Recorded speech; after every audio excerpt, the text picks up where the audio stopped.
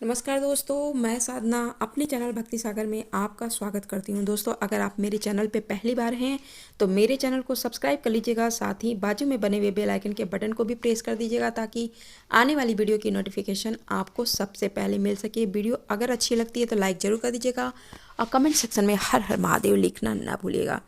तो दोस्तों, मैं अपनी वीडियो को आगे ले चलती हूँ और इस वीडियो में मैं बात करूँगी कि सप्ताह के इन दिनों में आप बाल को कभी भी ना धुलें, नहीं तो हो सकता है नुकसान। अगर बहुत ज़रूरी हो जाता है कि हमें जो है उस दिन जो है बाल धुलना ही है, तो हम कौन से उपाय करें जिससे हमें दोष ना लगे। दोस्तों, महिलाओं को अपने बाल कब धुलने चाहिए, कब नहीं धुलने चाहिए, इसकी परंपरा बहुत पहले से प्राचीन समय से ही चलती आ रही है और माना जाता है कि यह सैकड़ों हजारों वर्षों के अनुभव पे आधारित है। भारत में कई ऐसी धारणाएं भी हैं जिनका संबंध हिंदू धर्म से ही हो, ये जरूरी नहीं है। यह हजारों सालों से परंपरा इसकी चली आ रही है, उसी का हिस्सा है। जैसे कि परंपरा और समाज की धारणा के अनुसार बाल और नाखून काटने के बारे में संकेत मिलते हैं। शनिवार है, मंगलवार है, गुरुवार के दिन गलती से भी बाल और नाखून नहीं काटे जाते हैं।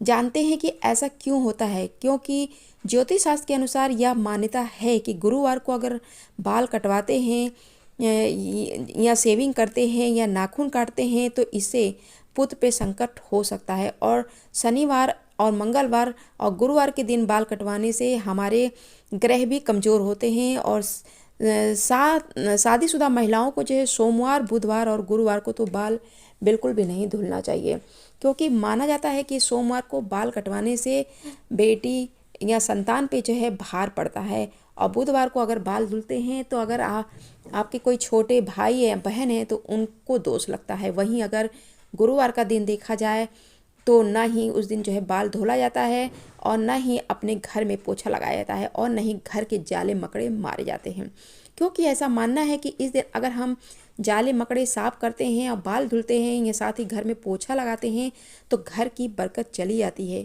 और साथ ही हमारे गुरु ग्रह भी कमज़ोर होते हैं और आर्थिक परेशानी का सामना करना पड़ता है। साथ ही गुरुवार का दिन लक्ष्मी नारायण का दिन होता है, इसलिए इस दिन बाल धुलने से विष्णु भगवान और साथ ही माता लक्ष्मी रूठ जाती हैं, जिसके कारण धन की कमी हो जाती है। इसलिए इस दिन महिलाओं को बृहस्पति देव को खुश करने के लिए पीले कपड़े पहनने चाहिए और जो है पीले कपड़े पहनकर देवगुरु बृहस्पति जी की पूजा करनी चाहिए, पीला भोग लगाना चाहिए। इसके अलावा महीने में अगर अमावस्या और पूर्णिमा और एकादशी की तिथि आती है तो उस तिथि पर भी बाल नहीं धुलना चाहिए।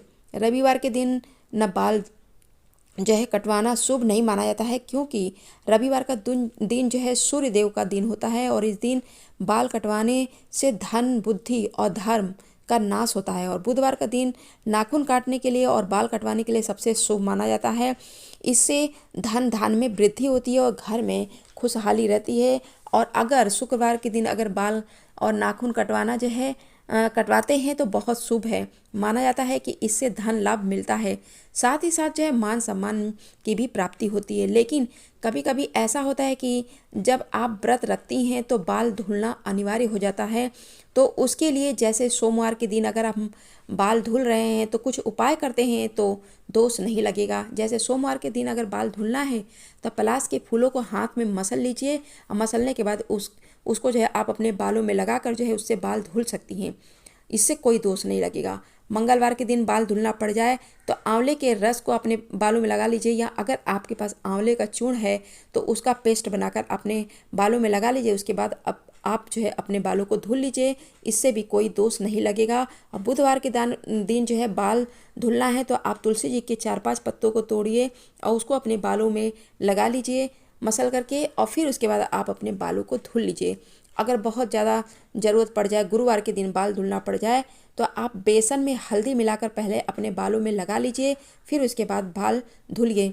वही शनिवार के दिन अगर बाल धुलना है तो बाल में कच्चा दूध पहले अपने बालों में लगा लीजिए और उसके बाद आप अपने बालों को धुल सकती हैं, इससे कोई दोष नहीं लगेगा।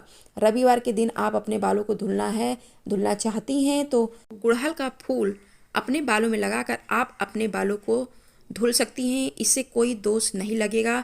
दोस्तों, बाल धुलने से संबंधित नियम के बारे में इतना ही देती हूँ अपनी वीडियो को विराम। धन्यवाद।